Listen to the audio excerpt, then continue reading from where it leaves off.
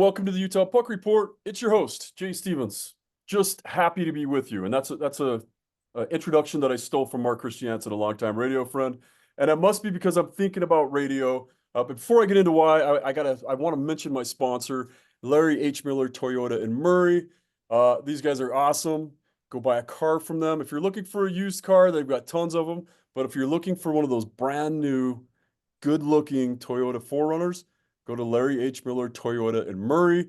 Ask for Jeffrey. He's going to take care of you. Tell him the Utah Puck Report sent you, and he'll say, I don't know who that is. But then, yeah.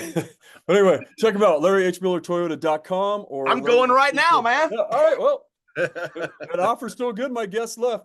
My guest, everybody knows my guest. Everybody in Utah hockey knows my guest. It's funny because Chris Haggin, longtime PA announcer, voice of the Utah Grizzlies, but we go way back before hockey. Well, way back. You had been playing hockey. When you and I met, I had not actually played hockey yet. And I had stopped. Yeah. And I had That's stopped. crazy. So Chris Haggin and I met, I'm going to say I was 13, 14. Yep. And working in radio at K-Bear, where you were the Red Rocker. That's how I knew you. Yep. And that's not a name you gave yourself, though. Tell us about how you got that name. Yeah. I'm not sort of the person that would self-apply any kind of gloss, taking that term from Jim Rome. So it would never have occurred to me, Jay, to call myself the Red Rocker. I'm happy to be the Red Rocker, but it was born out of an incident with Street Strider, who was the morning guy at the time, along with what was her? She was so beautiful, Catherine Brown. Yeah, right. And they had that morning show. He just started, when I would interact with him and stuff, he started calling me Red Rocker, and it just kind of took off from there. And I always say when the subject comes up, that Sammy Hagar, the real Red Rocker, he has to actually put some red on him. He's got to put some red pants on, or he's got to strap on a red guitar. Well, I got the red right here. I take it with me wherever I go. So you're the true Red Rocker. He's just the more famous. And like I've said before, it's like the real Spider-Man can shoot webs out of his wrist, and then the wannabe Spider-Man has to put the wrist web shooter on. Yeah. That always bugged me, man. Yeah, if I'm Spider-Man, I wanna be able to make it organically come out, right? Yeah. As weird as that sounds. It's funny. You and I have talked about this before, but I think about when I started radio and how I got into radio. And I've told you this story, but I was at Power 99. Yeah. Well, actually, I was in 7th grade. And I was kind of a troublemaker and a talker. And I know it's hard to believe. my 7th grade teacher, Mrs. Rivas, said, "You know what? It seems like you've been through some stuff in your life growing up, and you've got such a positive attitude. You seem to be good with everybody. There's this show that's looking for people like you to come on and talk to other kids that are also causing trouble and maybe trying to come out of it and want to talk about it. So we want you to go down to Power 99 and talk to some people about, getting through this stuff." And I'm like, all right, sure. I'd love to be on the radio. And I went down, it was kind of boring. And it was just, it was Youth Talk with Sylvia Bagley, just me talking to other 7th graders, basically. And I roamed into the other studio, and there were guys in there trying to guess who this mystery artist was that had started this new, he'd released a song, but he didn't want people to know who he was because he wanted the song to have merit on its own. And I walked in, and because of my background with not even my background, growing up, my Uncle Charlie was a big rocker. He was in a band called Truce with mine and your mutual friend, Tracy Sweetring. Yes. Love Tracy. Love Tracy. And I got to tell you, those guys played my 10th birthday party. I had a rock band at my 10th, or maybe I think it was my 10th or 12th birthday party. I had Truce play at my birthday. Wow. But anyway, I walked in, and I heard a voice I was familiar with. And they're like, "We don't know who it is." And I said, "Oh, yeah, that's Donny Osmond." And they're like, "What? No, what?" And then they start talking about it. They're like, "How did you figure that out?" And I said, "I love rock and roll. I love music. And I just sit around with my uncle and listen to albums." And they're like, "Yeah, well, and I started talking to him, a guy named Mark Christiansen and a guy named Evan Lake the Waterman. And I think Casey Baird was there at the time too. And somebody else I work with now, Sue Kelly. Nice. And Yeah, I started being a 12-year-old producer. I'd go hang out at the radio station and they taught me how to drive. They taught me how to do, run radio and run a tight ship. And I started with Casey Kasem. So Yeah. that We, was we my introduction probably to radio. we probably taught you some things that you shouldn't have been taught. Yeah, well, someday when I don't work for KSL, I'm going to do a tell-all podcast about all the stuff I learned in Yeah, radio. yeah, yeah. I'll just say two words to you: Rock Clinic. Yeah. Did you ever go to the Rock Clinic? With Dr. Rock? Yeah, with Doc Rock, Alan Bain. Yeah, Alan Big Bird Bain. I came in the studio when some of that was going on. Yeah. Oh man, the uh, the FCC regulations that we overlooked during those occasions. This was late hours on Friday night for those that don't remember, and he it was a show for a couple of hours that was specifically about heavy metal music and stuff, and he was breaking artists and whatnot and having them in after hours for interviews, and he loved to have a studio full of people, and there were drinks, libations, everything that you can imagine in that sort of party atmosphere happened at the Rock Clinic. I would love to, and I'm sure he's got him. I'm still obviously really good friends with Alan Bain, and I think he's got some shows taped, and I think it would be fantastic to go back and listen to some of that, because I Oh know a lot of man. it would have been train wreck, right? But a lot of it was probably really great stuff. Yeah, I love that. I would love to hear that stuff. Um, just a Yeah. weird side note. One time I went on a medical call just to help somebody, and Yeah. I'm looking on the wall and I'm like, that's me. And that's Alan Bain. And I was at Alan Bain's mom's house. So Yeah, that was kind he of weird. he tells that story about that. Yeah, what were you coming over to help with his dad or something? Was it? Yeah, something like I can't really go into much detail Of but course. yeah, I'm sorry. something like yeah, I was just there to help, and it was awesome to run into an old friend. How did you get into radio? Let's see. Against what most sane people do, i.e., go and hang out at remotes and stuff and bug people until they let you have a part-time shift. I actually went to a radio broadcasting school, which is now gone by the wayside, doesn't exist anymore, and got a little certification there. It was in downtown Salt Lake. It led to the best thing about that program was that it introduced me to the person that gave me my first radio job, and it required me to go up to Soda Springs, Idaho, of all places. So my first radio job was up in Idaho for about half a year, is about how long we lasted up there. Oh wow. And then I came back um, to Salt Lake, and I got on with KRGO. Remember KRGO, Country Yeah, yeah, yeah. Cargo, the cow chip though. This may be a little bit too old for you. I know there's a good 10 years between us, but that was an amazing experience. I went from Cargo to uh, uh, Kazan, I think, which was another country station. Then finally, through the help of Alan Bain, I got hired on part time at K Bear, and it just went from there. And Yeah. again, somebody should write the stories of that time, of the K Bear in those days being at the top of the Walker Center, and DB Cooper's being at the bottom of it, and nothing but parking spaces in between. I mean, it was just epic. I'm sure you have all kinds of stories about that building and that place, and the vitality, right, of being downtown at that time. Salt Palace is just a couple of blocks away, and everything that was great about downtown, and still is. We were locking it. Really, then a few years later, they moved K Bear ownership and stuff, and they moved to where they're at now over on Bearcat. And I hated Bearcat from the get go. It was just a strip mall type place, right? Yeah. uh, Well, that's funny because that's where I started, was on at Bearcat Drive.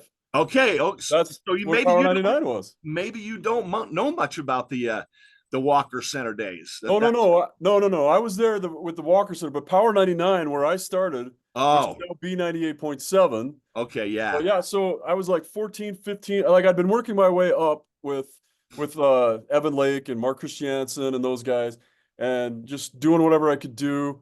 But honestly, they'd take me to the parking lot, teach me how to drive their cars, and that's how I learned yeah, how to drive the stick shift. But the point was, if I knew how to drive a car, then they could send me to Scone Cutter at 1 a.m. and bring them their food back. See, So that's there's how I always an learned. ulterior motive, right? Yeah, right, for sure. So, but yeah, so I was at Power 99 and they said, hey, we're gonna have a staff meeting. And this is when I first got like actual, I got included in a staff meeting. I'd never been in a staff meeting before. And I can't remember what year it was. I was probably 8th grade at this point, maybe 9th.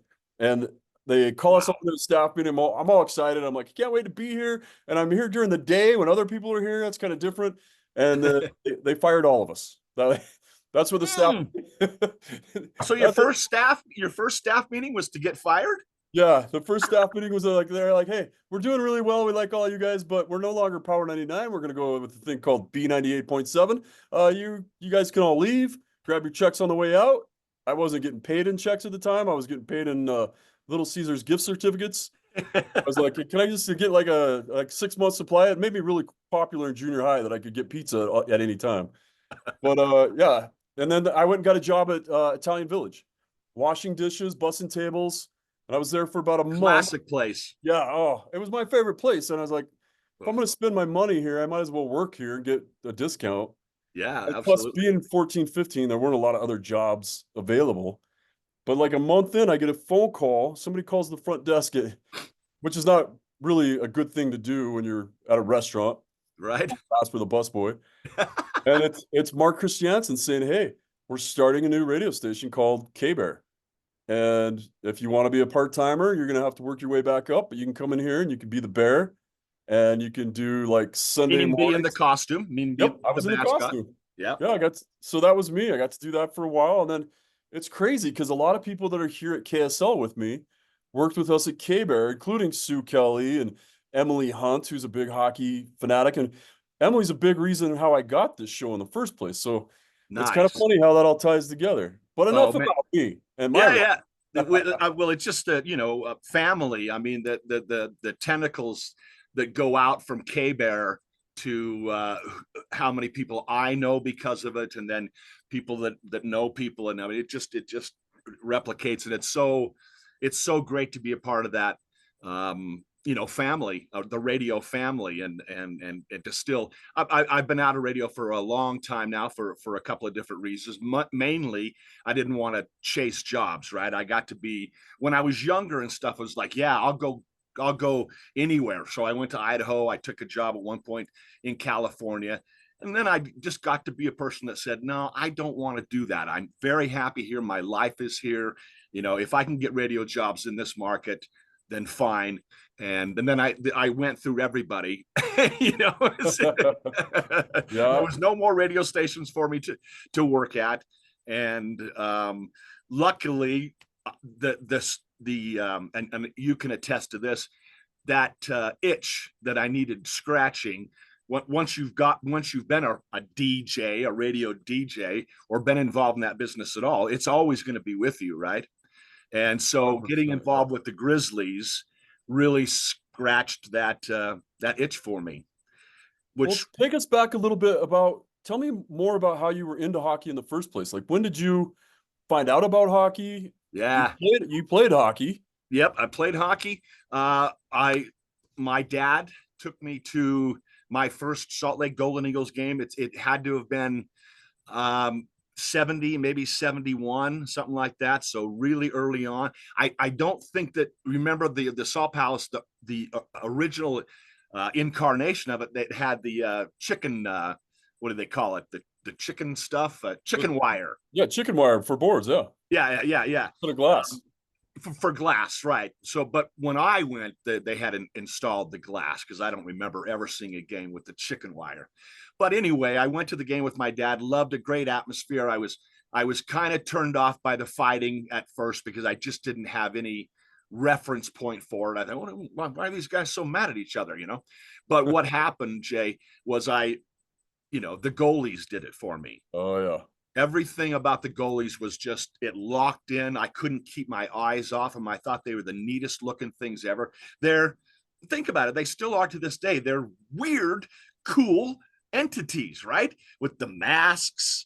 Even before, when I grew up, it was still the maskless era was still not that far in the distance, where these goaltenders went out there and played without masks. Gump Worsley, baby.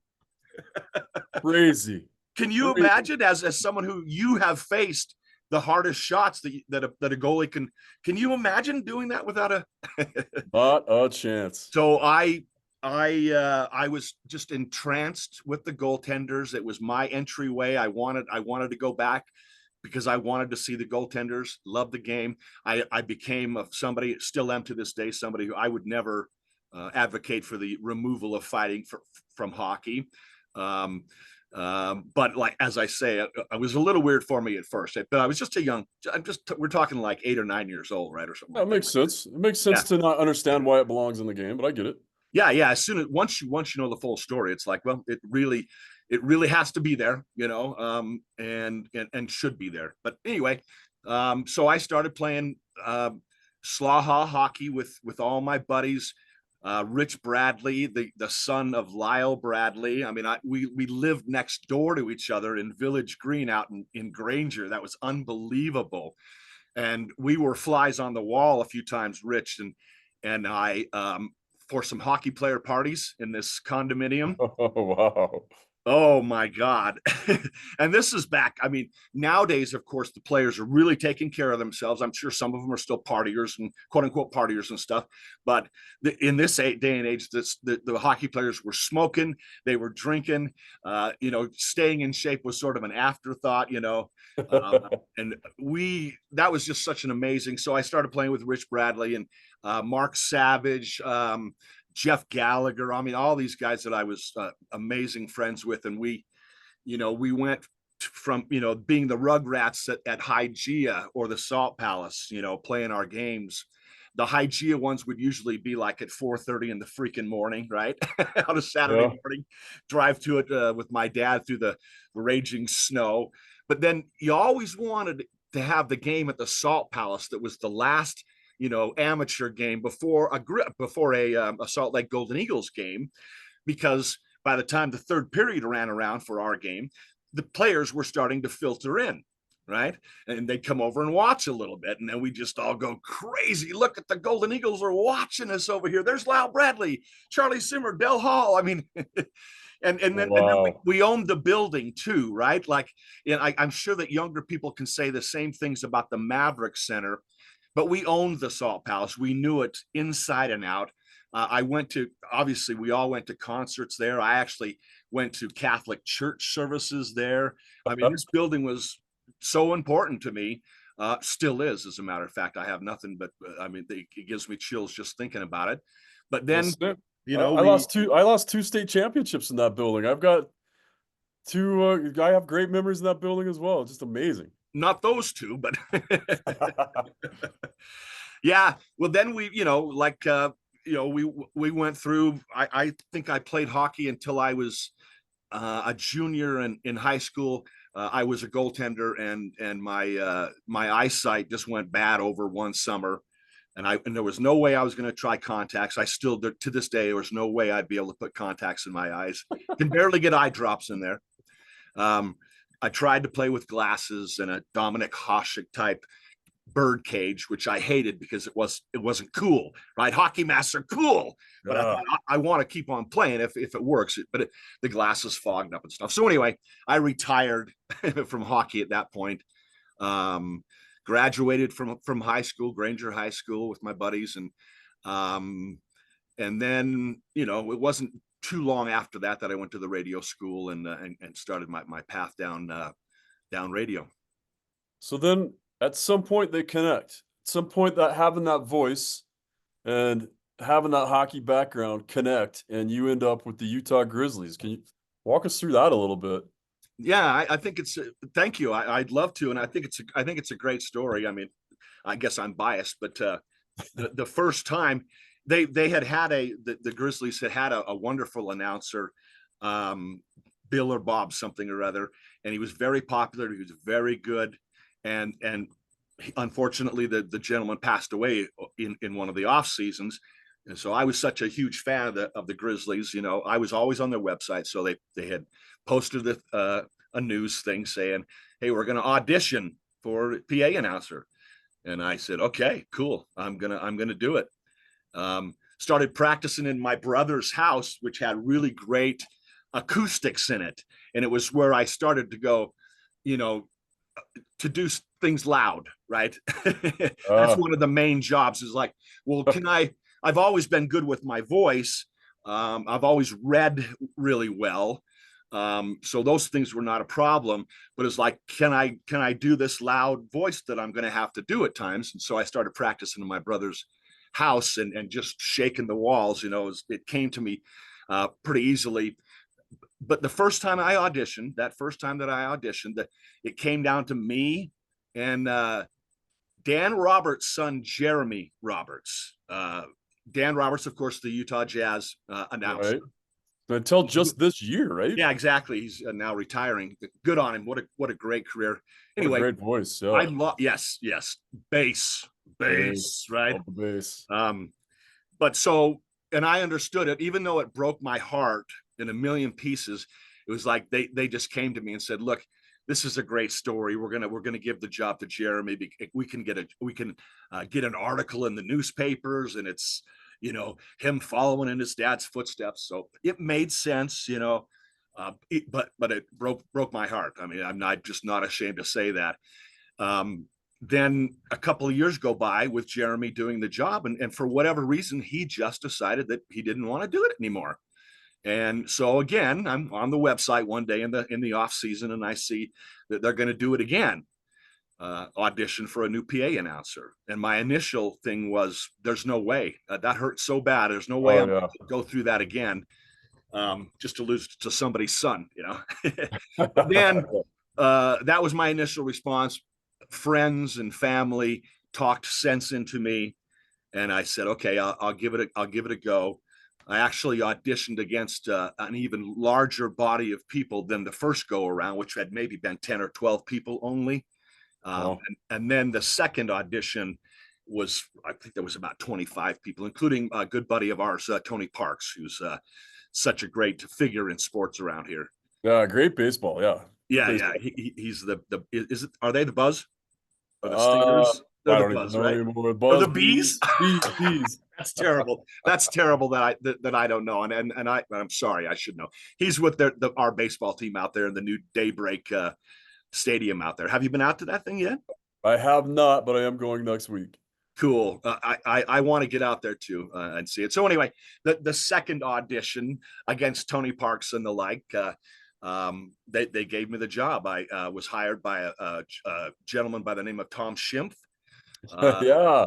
Shout out to Tom Schimpf. He took all my raw talent, and you're right. I was a perfect storm in that I had the radio background, the hockey passion, and a loud voice when called upon, which I could articulate. It wasn't just noise. There's a as far as I'm concerned, there's an art to being loud but still being articulate and being understandable.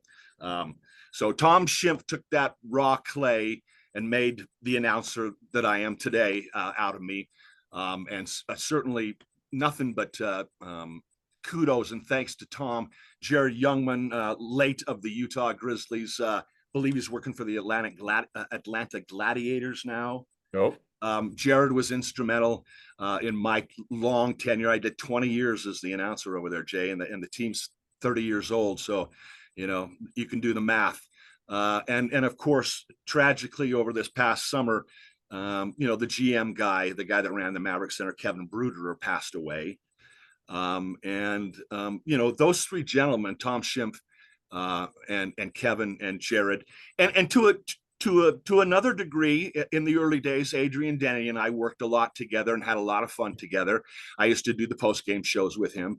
So No, those that four was cool. gentlemen, I have to give nothing but props to and thanks for, the career that I was able to etch out there with the Utah Grizzlies, and of course, now we know what's happening with them. So Yeah, and we'll get to that. It's fun to listen to you talk, and you mentioned some people that I just hold in such high regard with Tom and Youngman. Like Youngman and I have been through so much together, yes, creating and running the Guns and Hoses games, and me as an e-bug there for 25, 26 years, and Yeah. One of my favorite things is because you don't always know when I'm going to pop up on the other team. I think you know when I'm on the Grizz. Yeah. But one of my favorite things to always do is come out and you've got your head down, you're working diligently, and I like to get on the ice and just smack the boards where you're at with my stick. Oh yeah, and I'm so easily scared anyway. I'm just my main spring though, in my entire family. We're all just jumpy as hell for what we were raised up Catholics. I think that has something to do with it. So yeah, you scare the hell out of me. It's like, there's good old Jay Stevens. Um, and it was just such a to have. It was one more sort of thing that tied us together. We'd already had all the radio stuff, and all of that. And then now all of a sudden we have connection through the hockey team, and to have you out there, it was just special. And of course, I think maybe you will ask me later on about some of my favorite memories. And of course, I could not talk about your game. Well, let's just talk about it. What are your favorite memories from your 20 plus years with the Grizzlies? Yeah, well, definitely I just keep calling it your game, the game. Yeah. Or as Andy Warhol said for us all, everybody gets 15 minutes of fame. Now it went a lot longer for you than 15 minutes, but that was your thing there. And it was so great to be a little bit of a part of that. To watch what happened. You were e-bugging for the Utah Grizzlies. I remember, I'm sure you remember too, we were playing the Rapid City Rush. We had a lead, I believe, at the time. 2-2 tie. It was a 2-2 tie. Okay, very good. Yeah, see. I just looked it up. Nice. And so the only way an e-bug can come into a game, as you well know, is if it's just the regular goalie cannot physically play because it's going to get worse. The injury that he's got, it's just, it's a safety factor thing, obviously. And so whoever the gentleman was that was a goaltender at the time, and you were e-bugging, I think he took a shot to the face and got a real good gash in his face, right? Yep. And it happened. It was like all of a sudden we're in this situation where, everybody knows this could happen, and here it is happening. So Jay, you skated out determinedly from the bench and put your stuff on and got in there. Did you get any warm-up shots? I don't think no warm-up shots. Nope. No. And the game started. I believe that the Grizz were on a penalty kill. Oh. You made a couple of saves right off the bat, which is like, it's the thing for goalies, right? It's that, you always want your goalie to make a couple of saves as soon as possible in a game, right? So it gets them in the groove, right? Yeah, it was a 3-on-5 power. It was a 3-on-5 power play for Rapid City, and I looked it up, and it was 8 minutes, 11 shots in 8 minutes. 11 shots in 8 minutes, and you stoned them on all 11. Unbelievable. Yep. Pretty lucky. Well, look, luck is part of life, right? Yeah. But your training and everything puts you in the position. Sure, there was a quote unquote lucky save here and there, but most goalies in any given game get lucky. And usually it's about, I don't know how you feel about it, but it's about making your own luck, right? Hockey teams make their own luck by playing hard. It's like that puck should never have bounced that way, except that we have been playing the right way all night. Right, puck luck, yeah. Yep, puck luck, exactly. So you came in, you said, I'm going to do this thing. You made a couple of saves off the bat. And whenever I tell a story to my friends, I always loved how when you saw the goalie, the Grizzlies regular goalie on the bench getting ready to come out, you couldn't have gotten off that ice quick. And I was like, damn, I don't have to make another save. And I didn't want to get scored on. I wanted to get off with a perfect record. Yes, exactly. And you did. And I remember that I can't remember. I think you were named the third star. In my mind, you should have been the first star. And it was just, again, as I say, to be a little bit involved in your amazing stories, and for us to be such good friends for so long, it was, I couldn't stop smiling, right, Jay? I just could not stop smiling. Yeah, it was so amazing for me, and I think part of the story that I never get to tell people is how, the game happened, and then I went in the locker room, and I had a guy waiting for me at the firehouse because I was on shift. So when I'd e-bug, I'd have a guy come in at like 4:50, and I would drive up to the Maverick Center, get there like 5:05, and then I get dressed and do my stuff, and then I get out of there so I could get back to the firehouse at like 10:30. So in my mind, nothing like that had changed. So I got in the locker room. The guy said some stuff. We were wearing specialty Star Wars jerseys that night, and they're like, "Hey, we got to go out and auction off the jerseys." And every time that happened, I would just throw my jersey in the bin and Right. then leave. Nobody really wanted to, the E-Bugs jersey anyway. And so I just went on my business. Nobody said a word to me. And then and Duncan Hickman, a kid that I coached, happened to be in town. He was a college kid at the time in South Carolina. Came into town. I'm like, I'm gonna see him in the parking lot, and then I'm gonna get back to the firehouse. So I showered, saw Duncan, get back to the firehouse, and then I get phone calls and stuff from Evan Stofflet saying, "Hey man, like the Booster Club was waiting for you to come out. That your jersey went for like $900. The Booster Club bought it and wanted to give it back to you, but you weren't there. The news was here. They wanted to interview you, and there was all these things going on, and not one person said anything to me about it. I got Yeah. dressed by myself, I showered by myself, and I left by myself. So kind of a weird end to that night, but it was But really cool. And what I like about real quick, what I like about that story, Jay, is it's such a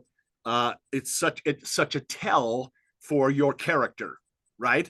You had duties that you had to do. You had to kind of rearrange your life a little bit to get away from the firehouse for a while, get it covered, and then when you're done with the game, as cool as it had been, your mindset is, I got to go to work, right? And I mean, that makes the story even better, Jay. It just makes an already great story. I just got chills. Well, and one of my favorite parts about it, and this is kind of funny because I have the video. My son was no, actually, it was Duncan. Duncan was there that night, and he recorded on his phone you announcing me as the third star of the game, and you're like our hometown hero or our hometown boy, whatever he said. And then I come out. So every time I show that to somebody, it's your voice on there. Nice, Just nice. like and I said this to you the other day, I still have like a mixtape of Scorpion songs that we had at K-Bear, and you were stuck on the air during the while the Scorpions were playing at the Salt Palace. Right. And that's why I made a mixtape. And you're the voice on that mixtape every time saying, "Hey, I'm sure it's not as good as what's going on at the Salt Palace right now, but this is the best I can do for you." Yeah. So I have Nice. a couple of times where I play your voice all the time, and I've moved that because it's some of those Scorpions recordings are one of a kind, like live stuff that you can't find anywhere else. So I kept those. So I'll Nice. send you that. I've got that digital file. Yeah. So Yeah, definitely. amazing for both of us. I'm glad we got to share that. Yeah. There's got to be some in 20 years. There's got to be some highlights that I wasn't involved in. Yeah, definitely. I mean, the just the absolute standout moment for me about the whole deal happened. Uh, let's see, 4 years ago, I guess. Um, what had happened? It was that season when Ryan Kanasowicz was the coach for his debut season, and Colorado was being really generous with the talent. The team was amazing. And they got to the Western Conference Finals and lost to Toledo. But toward the end of the season, unfortunately, my brother had passed away early one morning. That was a game day, and I don't know this for sure, but I had posted something on Facebook about my brother passing away, in remembrance of him. And I believe it was Mason Manick's family that saw that and put the connection together between what had happened to me. And that day, I mean, everybody called me and says, "Hey, if you can't do the game tonight, nobody's gonna fault you, right?" And I was like, "Well, there's no question that I'm going to do the game tonight. That's the only place I want to be, right?" And so I went and did the game, and somehow this moment was orchestrated. My gut is that it was driven by Mason Manick. Thank very much, Mason. It was so much fun to watch that guy play for a year. Oh yeah.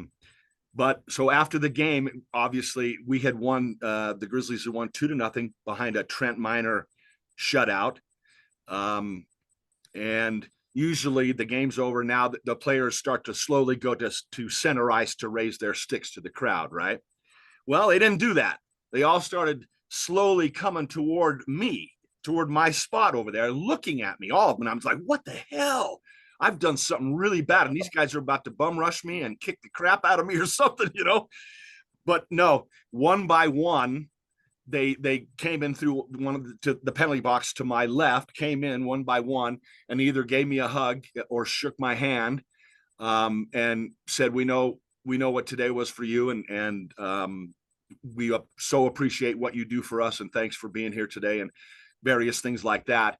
And I'm an old softy, man. I said all the time, I wear my emotions on my sleeve, and it was just one of the great moments in my life to have the team, you know, take that moment, a couple of moments away from the fact that they just won a big game, shutout, big game, and now they're going away from their normal routines to come over one by one, every damn one of them, with Trent Miner being the last one, and this young kid, 19, 20 years old or whatever, comes in that box and just envelops me with the pads, and the, you know, his mask is still on, and he's just telling me, we love what you do for us, man, and thank you for being here. I'm sorry about your brother. And, you know, it was and is just one of the great moments of my life. Aside from the birth of my son and the birth of my grandson, there's really nothing else in my life that I'm prouder of, and was more touched by. You know, it was such a moment, you know,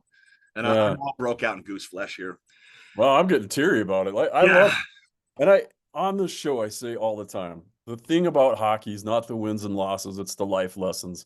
And it's yeah, the friends. It's the friends and the family that you make in this, you know, this weird sport that we play. yeah. And It's the everything. connections that you make on that level with other people and how they know you. And it's, I don't know, that's what's the most important part of it for me is that's the part I need. That's the therapy is just getting in that locker room. Yeah, it's Yeah, great to get the exercise too, and it's great to get out there and play, but it's yeah. just that connection that you make. I I have always said, and will always say, because it's the truth, my favorite Grizzly of all time is Travis Rycroft. What Yeah, was love that he kid. was he the best Grizzlies player? Absolutely not. Absolutely not. But Travis had intangibles, a heart and a desire, and an absolutely amazing human being, as far as I could tell. I got to interact with him a few things off the ice, and I love this, Jay. He gave me my official hockey nickname, right? Higgs. Higgs. Oh, Higgs. there you go. Yeah, of course you did. He used to call me Higgs, and I in the early days I used to do an interview up every game, an interview with the player. We would tape it beforehand, and every time that you know sort of rotated around to Travis Rycroft, he and I'd spend the whole time talking about music. He was really into music.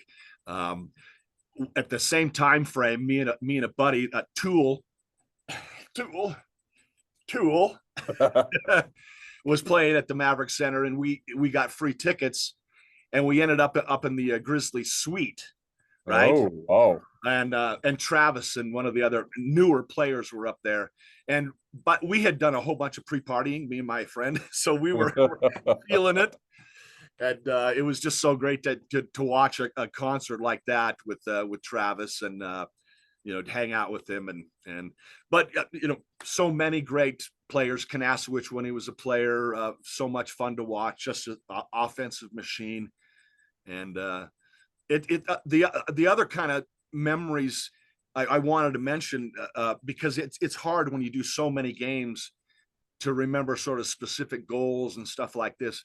It is for me anyway. That's how my mind works. But I also remember pre-game for anthems when we had a couple of times full-fledged American flags in the Maverick Center, just Oh, covering yeah. the ice. Oh, I love that. Oh, it was so amazing. It just was a couple of my favorite nights. You know, there was a recent comeback on Military Night, the Miracle on Military Night, I think it was. It was a fantastic game. The guys came back improbably and won.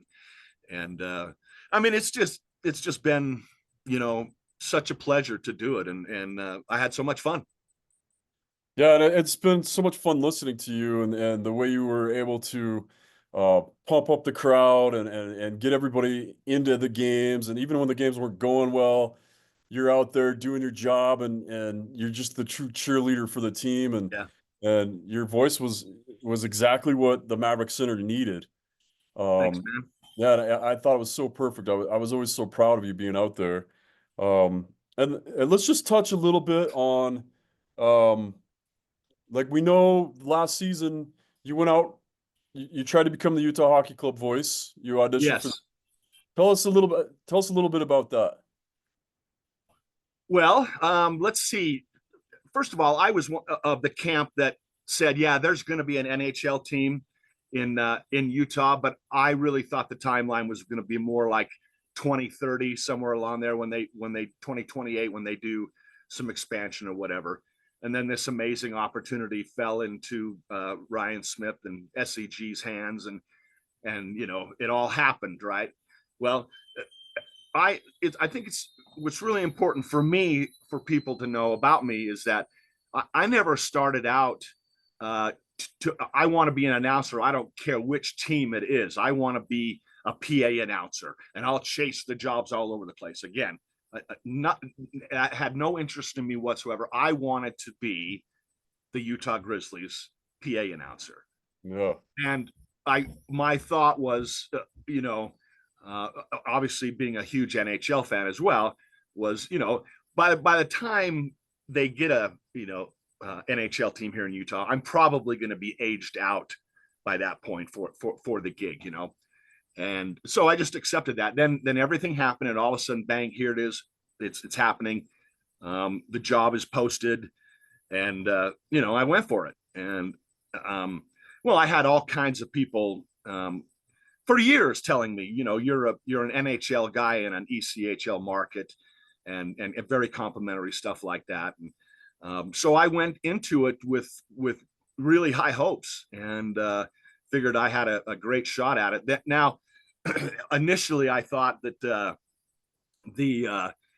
that it would just be a few handful of candidates from around here, but it turned Right. out that people applied for the PA gig from all over the country. Yeah. And even though I had 20 years of experience with the Grizzlies, the gentleman that eventually got the job over me, I think his name is Dave, something like that. He got the job because he had a couple of NHL games that he'd actually done some in Nashville, I believe, done some, fill-ins or whatever. So, and he was part of the whole, corporateness thing. At one point, the guy that was interviewing me for the job said, you're really kind of fighting an uphill battle, because there's almost not really a union, but there's a real strong presence as far as PA announcers for the NHL across the country. And at that point, I'm like, oh man, I'm really fighting it here, like I don't. So, but they kept calling me back. They kept asking for more samples. They'd send me a script, ask me to do it. I'd send it to them, and it went on all summer long. And I mean, I understand why it got dragged out, because they were just trying to find themselves. The Mammoth. They had so much to accomplish in such a short time. Yeah.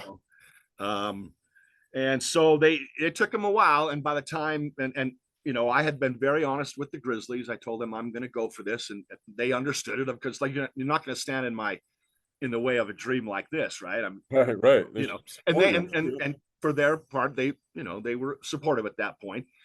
But the longer that the summer went on, they put some contingency plans in place, which I don't blame them for at all. By the time that the Mammoth made their decision that it was going to be not me, it was really almost too late to start what had happened with the Grizzlies, and they just wanted to go on with what they had put into place. And it was okay, good enough. I in the back of my mind, I kind of thought, down the road there might be a way for me to circle back around after I'd gotten over, because again, not getting the Mammoth job just broke my heart. I was like, and I worked so hard all summer long. I mean, interview after interview, constant sending in of script examples and stuff. And so I was like, well, okay, the Grizzlies have their nut covered, so I'm just gonna step aside and let them do their thing, and but with really heavy heart, Yeah, of course. Well, that's because weird. What I've been hearing though, because I even talked at the beginning, um, like even when Vegas was getting their team, I uh I had thought about it because I was at the age where I could retire from the fire department and take a hockey job. And I looked at that, and the word I got was the NHL is going away from base. yeah, That they base want and to, their announcers, yeah, yeah, they want the PA announcers to sound less like the 70s and 80s heavy bass guys. Because you remember listening to the Jazz or listening to the Chicago Bulls, or you're listening to these teams like LA Kings when I was watching the games, they had deep bass, and then all of a sudden they're like, no, we need more of a baritone. We need less bass and more of an all-inclusive voice. And I was like, yeah, I've never thought of my voice as not inclusive, yeah. but I Me was pretty either. much, yeah. So it was kind of weird, but I kind of wondered if that was going to happen. And, you Yeah, know, it took me a while to grow appreciation for the guy that was doing the Mammoth, but now, I went to 36 games. I, I really enjoy it now, but it took no, me some there's time nothing to wrong with him at all. He, yeah, he's no, he's he's he's fine, and it's a whole different gig, right? There's so many things that I would have done as the Grizzlies, as you said earlier, cheerleader, that is not up to that Dave guy, the Mammoth announcer. right. He's handed it off to good kind, and all these MCs and stuff, and they're really supposed to be rallying the crowd, even though obviously the PA announcer does still do some of that, but I used to do it all, you know. Right.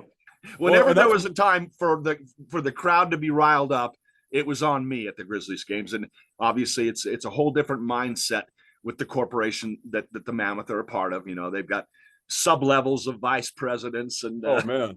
Well, that's one of the things I was talking about with Adrian Denny and with Mike Folta, the radio personalities for the Mammoth, is just how many people there are. And when you start out in the minors, like Folta was in the minors with hockey, and he's talking about like, hey, when we roll into town, I'm hanging up jock straps, I'm doing everything I can right. for, with the trainers. But then you get to the NHL, and no, no, no, no. You do your job and only your job. Yep. And the 10 hats that you wear in the minor leagues, there are 10 people doing those jobs. Yeah. And it's an eye opener. It's really Yeah. cool to see. But that's how it should be. Obviously, your operation is going to run better with that kind of thing. I know you and I have talked in the past about the the challenges of being in minor league sports.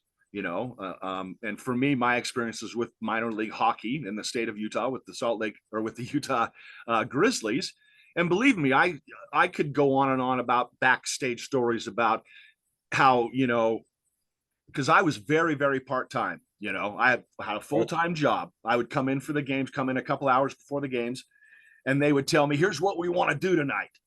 And almost invariably, I would have to go, "Okay, that's fine, but we can't do it here. We got to do it here." And because what I always embraced and knew, and it's the absolute truth, is you can plan all you want, Mister Game Ops guy. The game is going to tell us what we get, right? Right. Literally, it's not going to happen, but literally, they could play for 20 minutes straight and you'd never get any of your promotion stuff done, right? So you got to Right. learn to roll with the punches. And I got really good at that. We got really good at that on that minor league, in that minor league headset, which is a mindset, which is, you know, to put it as crassly as this, um, I actually don't know if I have a way, but the Grizzlies wanted to spend as little money as possibly, right? Because they had Right. very little money, right?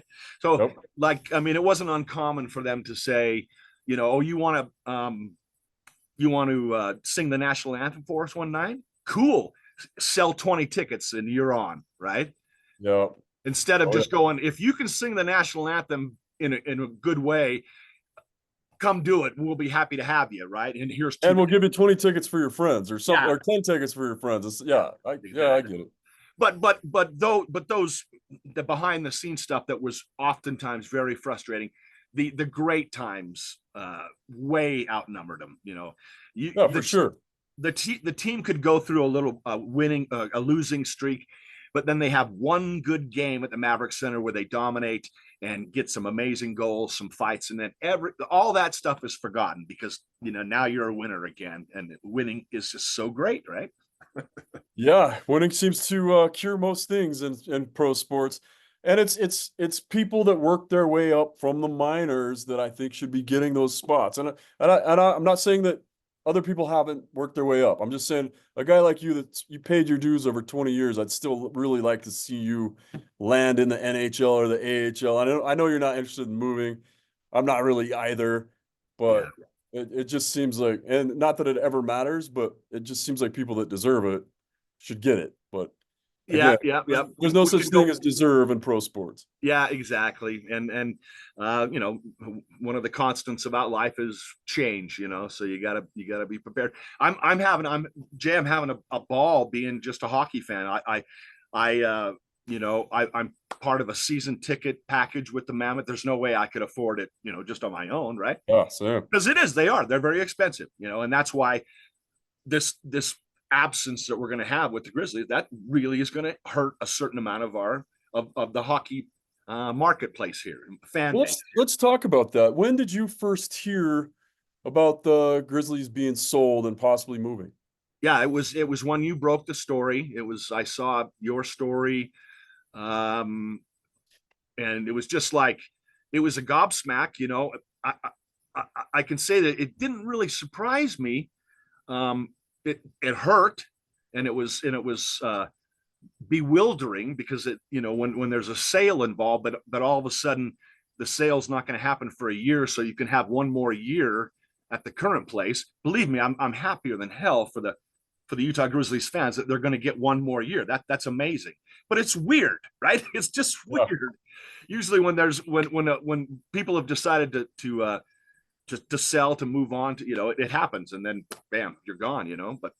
Um, But the it, timing of it just seems so weird to me because there's so much potential. Hockey's booming right now, and the Maverick Center is going to be part of the Olympics. The Maverick Center is going to be it's part of the roadmap of how we grow hockey here. So it was super. The timing of it just seems so suspicious to me. But then when I started doing digging, and again, our buddy Tom Shrimp, I get the information, and again, it came from somewhere nobody would have thought it came from. This comes from me being an equipment rep and me knowing people involved in the ECHL. right. And so I text Ryan Kanaswich right away, and I'm like, "Hey, are you guys being sold?" And he's like, "I can't say anything. How do you know anything?" And he's like, "I'm not allowed to say anything about anything." I'm like, "That's all I needed to hear." So then I'm texting Shrimp and I'm trying to find out what's going on. And I'm like, "Hey, I have a reliable source. I'm going to go on the news at 5 o'clock today. I want you to confirm or deny it." And and then Tom, and I'm like, and I know the Grizzlies have screwed me over in the past on stories because Bruner was good at that. He did not play well with the media intentionally, even though he complained that the media was never there, and the only media that was there most of the time was me. That's And I right. was doing as much as I could, but he wasn't playing along, No. which is fine. That's his job. I'm not, and I love Bruner. Um, but so as they released their press statement, like 10 minutes before I go on the air with it, 5, 10 minutes. And then I release mine on KSL, and then I start getting feedback. And then I'm wondering, I'm like, okay, we were just going to announce the affiliation with the Mammoth this year. There was going to be a co-affiliation for the Utah Grizzlies with the Mammoth. Right. And so obviously there's work going on. And then I start asking, Communications. Yeah. yeah. And it's like things are starting to add up. And then all of a sudden there's a sell. And what it comes down to is Dave Elmore died. The wife is super sick. The family has no intention of keeping the team. They don't care what happens in the future. They're worried about what they have going on right now Yeah. with their 51% ownership of the Utah Grizzlies. Right. So they wanted to cash out right now. I totally understand that's their and they're outside the market. So they don't see what's going on in the market. It's like Exactly. it's like cashing in your Bitcoin right before it goes 300 times what it was right now, right? Yeah. So to me, it doesn't make sense. But then it happens, and now I want you to think about that because you truly know the Grizzlies booster club, and you Yeah. know those people. How does that make sense to you? And tell me what your feelings you're feeling with that. Well, I totally agree with you that that the timing is really bewildering, and it's very frustrating. I know for a big, that the Utah Grizzlies fan base is very upset right now, and they have every right to be. Um, a lot of them want, Mr. Ryan Smith, SEG, to just wave a magic wand and buy the Grizzlies. Gosh, how much could they possibly be going for? Right. And then just turn them into your AHL team. Well, as well as I do that you don't just call up the AHL and say, "Hey, we're gonna have one of your teams now." Okay, you Right. find out how you can send somebody else out because we're coming in. It doesn't work that way at all. And that would be, in a perfect world, it would be wonderful if that could have all come into place. But as you and I have talked off air, I think that it doesn't. The thought of the Maverick Center sitting there and not having hockey games in it is just ludicrous to me. Um, 100%. and it's a building that, obviously, unlike the Delta Center, although they're working on the Delta Center, the Maverick Center has the most unbelievable sight lines in the market for the hockey. And the building was built for hockey first and foremost. And it's just a shame. And I'm gonna hold on to the hope that it's not the end. That the model, sort of the burgeoning model for NHL teams now with their affiliates is to have their AHL affiliate as close as possible. Yeah. And it makes sense, just from the travel. I mean, there were times when, you had a West Coast team that was the affiliate of somebody on the East Coast, and you had to, like when we were with the Islanders all those years. I mean, Right. Yeah. you know what I mean? Yep. And so I think that the model is becoming such that, I could definitely see. I have no information. I know less than anybody because I don't poke my nose into stuff. But it wouldn't surprise me if in a few years time um, that things happen. And there was an AHL team in that Maverick Center that was the Mammoths affiliate. I think there's every possibility that could happen. And you hear stuff about St. George maybe being in line for an ECHL team down there. I think that's really intriguing. I think some people had floated the idea that, the Grizzlies are going to go down there, and then, Tucson's just going to come up here and be our AHL team. Obviously, I think they only have one more year with Tucson. Is that correct, as far as you know? No, that's kind of correct. It's multifaceted. Nice. It's multifaceted. But Yeah. I'm one of the ones floating that because I know about the 12,000 seat arena being built in St. George, and I know that was the intent. But they're also saying now maybe that's a good place for an AHL team. So Yeah. I guess, but that's not close enough to save you. You're not going to be able to send your goalie coach and your skills coach after a practice with the Mammoth across the street if they have to drive 4 hours or whatever to go see, Right. the Maverick Center makes sense for the AHL for that reason. Uh, Yes. it helps a ton with salary cap, with pulling up a guy and having them there immediately, and then releasing a guy and having them back in the A immediately. All your skills coaches are right there. Your head coaches can see AHL games immediately. So that, yeah, you're right. That makes sense, and I think something else is going to happen. Yeah. Talk. Go ahead. Go ahead. I was going to say, just talk about, because you have such a unique relationship with the Growlin Booster Club, the Growlin Grizzlies Booster Club. Yeah. Amazing group of people, and I know some of them are the hardest hit by this whole thing. What they do, Sid Butler, for the last few years, this amazing woman, Sid Butler, has been the president of the Growlin Grizzlies Booster Club. And what they do for the team, it all goes basically unheralded, right? They don't get enough credit for how they take care of the boys, and it's such a different experience for the guys that come in to play for the Grizzlies as opposed to the guys that are coming in to play for the Mammoth. Oh, yeah. The guys in the Grizzlies are making really not good money at all, and to get a meal free here and there, like I know that the Booster Club every Friday night would provide, the post game dinner for the guys. And it's like it's just a throat punch to this entity within an entity, the Booster Club, that's just been there and worked so hard and so tirelessly. And uh, you know, I'm sure that they behind the scenes stuff got frustrating for them as well, trying to, interact with the front office and all of that, and everybody trying to get their opinions heard and all that. But it's all about how are we going to best take care of these gentlemen? We provide them with with an apartment, but they're not getting paid very much at all, and so it takes, like the people in the booster club, I have always said it takes a special kind of person, and I mean special in the best way possible, Jay, a special kind of person to be a fan of a team like the Utah Grizzlies. It can be so frustrating, right? With it being equal parts development league and also equal parts, like, every ECHL team has a good, handful of guys that are just, they know this is their place, right? AJ White with the Idaho Steelheads, right? There was no chance he was ever going to go up to the AHL. He accepted that and lived it out and had a great time. Same thing with like Matt Register, right? It's funny. I because of the positioning in where the scorers table was and the PA announcer, I'm closest to the visitors penalty box. So I got to chat with those guys way more than I ever got to chat with the Grizzlies guys, who were, several people removed from me over there.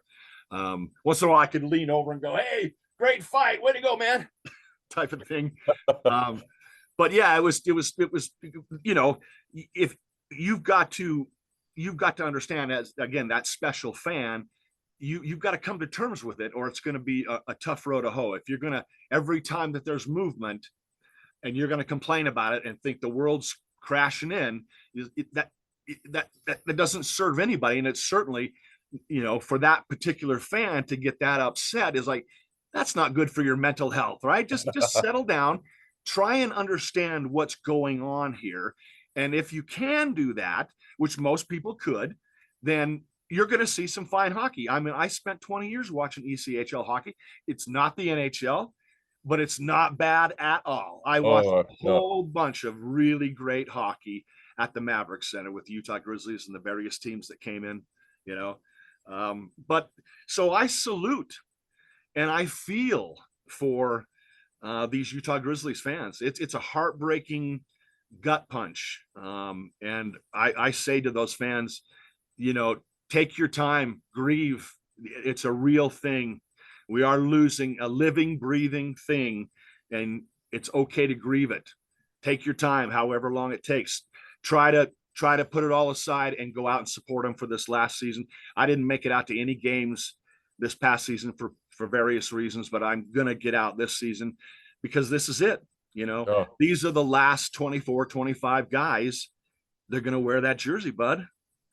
And, I had reached out to them and here a couple of weeks back, and I said, look, if you guys are amenable to it, I'm certainly willing to come back for this last season and really usher the guys out in the proper way. There were some people in the organization that thought that was a good idea, but more importantly, the people that were making the decisions didn't think it was such a great idea. So I won't be going back, and that may be a bit of a silver lining, because that last game, I probably would have been a mess. I had to do a couple of moment of silence for various people over the years, including Roger Orn's son, Chris. And I would write those. They would before the game, they'd say, here's what you should write. Here's what you should say for Chris in this example. We're going to do a moment of silence. And I would take what they handed me, and then I would craft it in my own words, which I did a lot with the write-ups from the salespeople. They'd say, okay, I'm going to say all that stuff, but I'm going to say it a different way because you don't know how to write, type of thing. Yeah. So it's really, there's a part of me that just balks at the idea, like, no, this can't be happening. 30 years cannot be going away like this, but it is.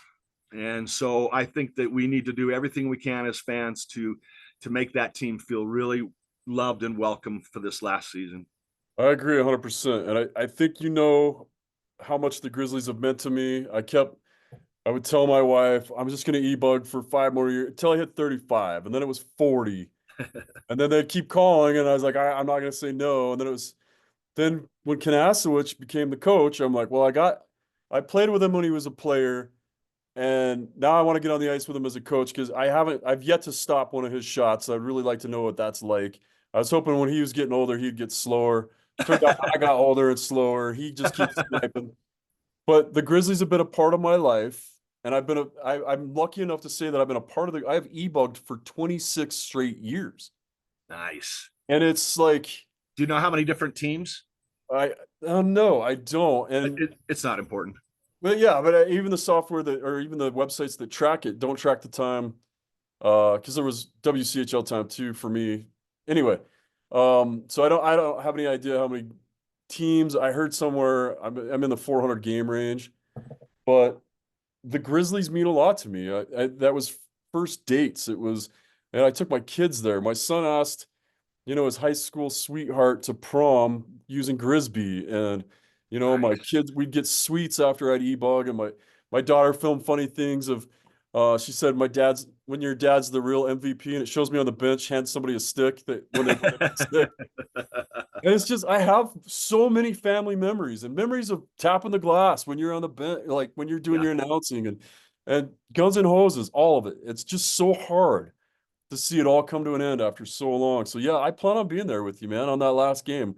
And I hope everybody listening starts messaging us right away and says, let's plan it. Let's get tickets. Let's go. And not just the last game. I'm going to make as many as I can this year. Yeah. However it's come about, Jay, it was so unfortunate that Ryan moved on. He had to do what was best for him. But by all appearances, whoever's like general managing over there is doing some great work. I mean, there's some terrific name that I saw watched your interview with is it Buchanan? John Buchanan. Yep. I was totally impressed with that guy. 100%. Yeah, and I know that his two assistant coaches are very well thought of. Yeah. I really listen. This is the truth, man. I thought they're going to get the dregs because who wants to come here for 1 year, right? Right. And they did not get the dregs. It's clear when you interviewed, a great interview, Jay Buchanan. It was like that. It got me fired up, bud. I mean, it's like, yeah, all right. I'm interested to see what kind of color he can shape color this team with in 1 year's time.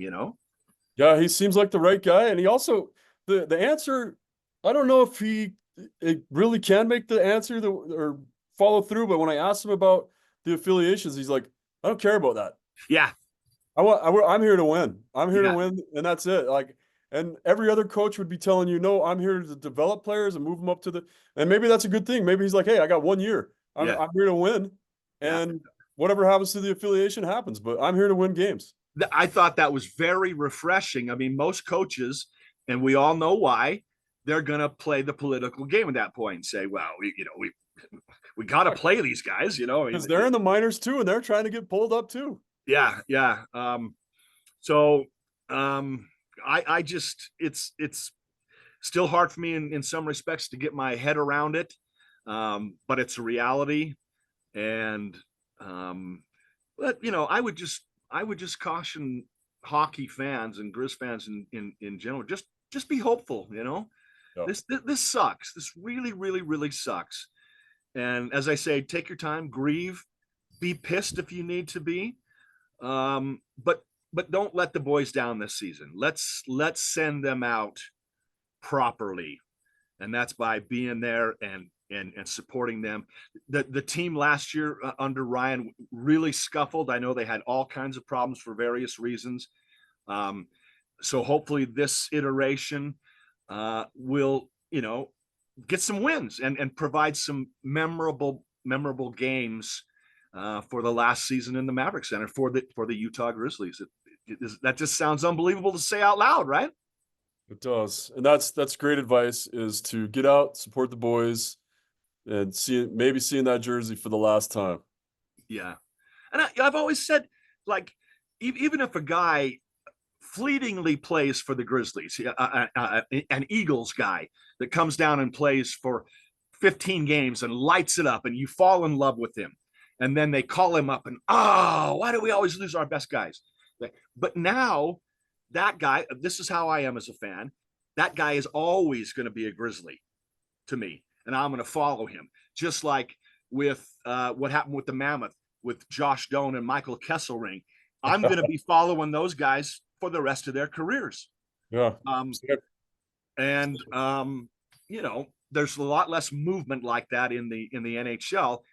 There's all kinds of movement at the ECHL level. And if you can't come to terms with that, it's going to be a rough road to hoe to be a fan. So I say, accept it for what it is and come out one more season of Utah Grizzlies hockey in the ECHL and have fun. Just have fun. And love them up. Perfectly said, Chris. I can't thank you enough for taking time to come on the show. I love everything you said. Man, I love you. I'm proud to be your friend. And thank you, brother. Same right back at you. I mean, it when you start thinking about, I've known you almost as long as some of my best friends, and I've been lucky to have friends that, you know, over 40 years, you know, so I'm blessed, and you're one of those guys that's just there. And I want to say to you as we wrap up here, you were last summer, when I talk about the struggle of whether or not I was going to get hired by the Mammoth, you were a real cheerleader for me. We talked a lot. We chatted a lot via social, our messenger and stuff. And you were such a champion of mine. And I really appreciate that, man. I'll always remember that, buddy. I was hoping for you, man. I was really hoping you'd get the job. I was doing everything I could with the contacts that I had, but yeah, I know you were, and I appreciate it. And we got close. We got close, man. I got to see you do the development camp game. That was cool. Yes, that was. And I can always say that, man. I got to say some of those guys' names before the current guy did.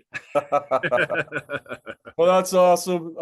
Once again, that's Chris Haggin. Hopefully we're all going to get together and let's just get a massive group of Grizzlies fans, current, past, yes, and Mammoth fans and Colorado Eagles fans and Salt Lake Golden Eagles fans, and let's pack the Maverick Center for the last game. Yeah. And let's go out the right way with happy memories. Yes, sir. Couldn't agree with you more. And thank you very much for having me on, buddy boy. All right. And that is the Utah Puck Report.